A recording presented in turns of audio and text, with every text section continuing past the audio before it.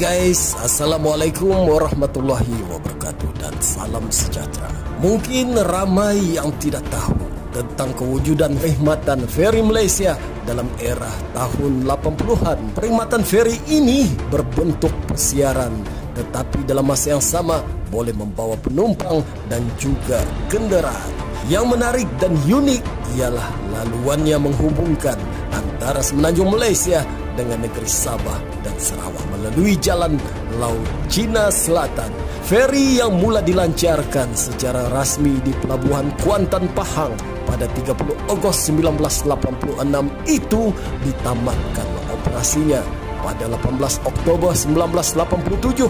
Sangat mengejutkan ramai pihak. Apa sebenarnya yang berlaku? Ikuti cerita selanjutnya dalam video ini. Sebelum itu, kepada mereka yang baru singgah di channel ini, jangan lupa subscribe dan kongsi kepada rakan-rakan anda sekiranya bermanfaat. Tulannya? Tulen bang. Tiruan? Tulen. Oh, tulen je. Buka keluar apa tengok? Tolonglah bang, nak makan lah bang. Hai guys, ramai tidak percaya babak lakonan filem komedi Mr. Hoss yang mencuit hati ramai orang itu sebenarnya lokasi penggambaran di dalam feri Malaysia. Filem komedi Mr. Hoss yang mula ditayangkan pada 25 Jun 1987 merupakan antara bahan rujukan yang merakamkan suasana di atas feri Malaysia, bermula daripada detik kemasukan watak Mr. Hoss dan rakan-rakannya ke dalam kapal tersebut, kemudian dipaparkan ruang kabin, kolam renang, disko dan banyak lagi.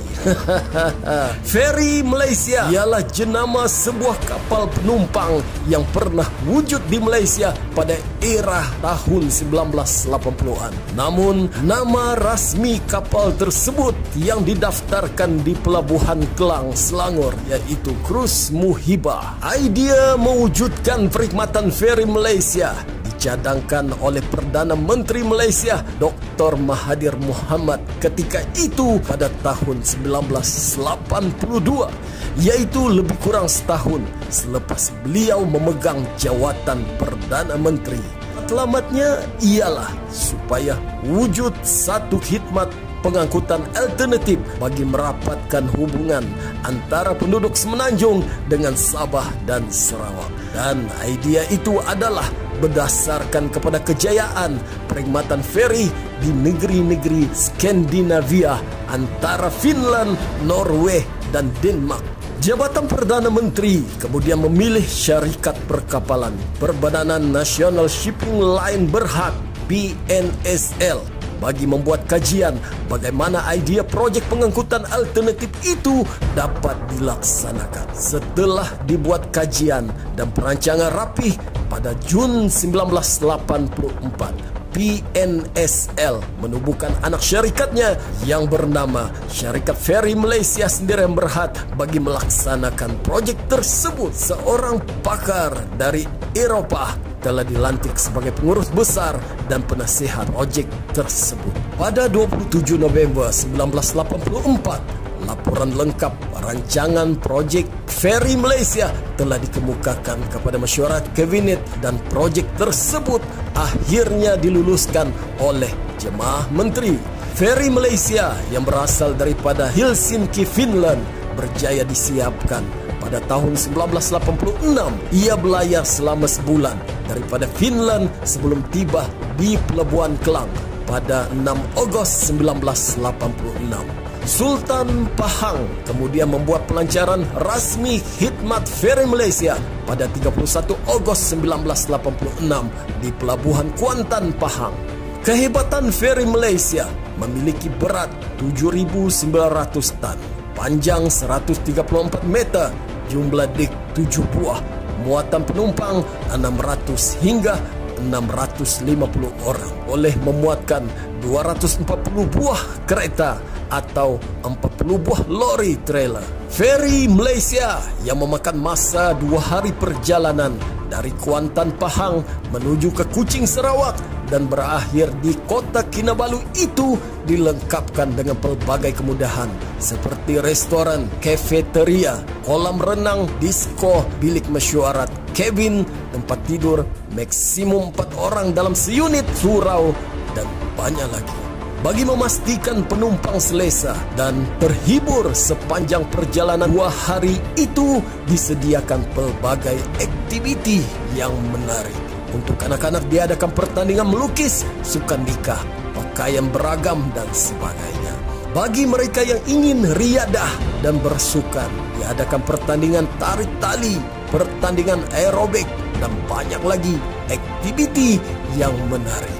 Pelbagai aktiviti dalaman juga disediakan seperti menonton video, pertandingan catur, kerom, dan bingo, persembahan tarian kebudayaan tempatan seperti zapin, inang, joget, dan sumazau. Khusus untuk orang Islam diadakan juga ceramah agama.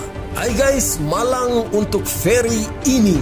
Pada 8 Oktober 1987, feri Malaysia telah terbakar. Kebakaran feri Malaysia berlaku kira-kira 2.45 petang ketika feri ini hampir sampai di Kuantan, yaitu sekitar 5 km dari Pulau Tioman Pahang. Ruang yang terbakar ialah di kawasan kritikalnya, yaitu bilik enjin. Pada ketika itu terdapat seramai 228 orang penumpang di atas feri Malaysia. Semua penumpang tersebut telah diselamatkan dan dibawa ke pelabuhan Kuantan oleh 2 buah kapal lain yang membawa muatan kargo dan tangki minyak. Kebakaran feri Malaysia berjaya dipadamkan dalam tempoh 2 jam. Turan Akbar memberitahu bahwa kapal dari Finland itu berusia 16 tahun dan ia dibeli dibaik pulih bagi dijadikan feri Malaysia oleh PNSL dengan harga 23,9 juta. Sejak insiden itu, perkhidmatan feri Malaysia tidak lagi beroperasi kerana dikatakan kos operasinya yang terlalu tinggi berbanding keuntungan yang mereka perolehi. Hai guys, apa pandangan anda? Patutkah kita kembalikan semula sistem pengangkutan feri Malaysia ini sebagai alternatif untuk pengguna yang menggunakan laluan Laut Cina Selatan ini? Sila tinggalkan pandangan dan pendapat anda di ruangan komen. Sebelum itu, sekali lagi, kepada yang baru singgah di channel ini, jangan lupa subscribe dan tekan tombol loceng. Kongsilah kepada rakan-rakan anda. Moga persahabatan, ukhuwah, dan silaturahim terjalin di channel Sabang Video. Moga berjumpa lagi di dalam video yang akan datang. Terima kasih, terima kasih, terima kasih. Bye-bye.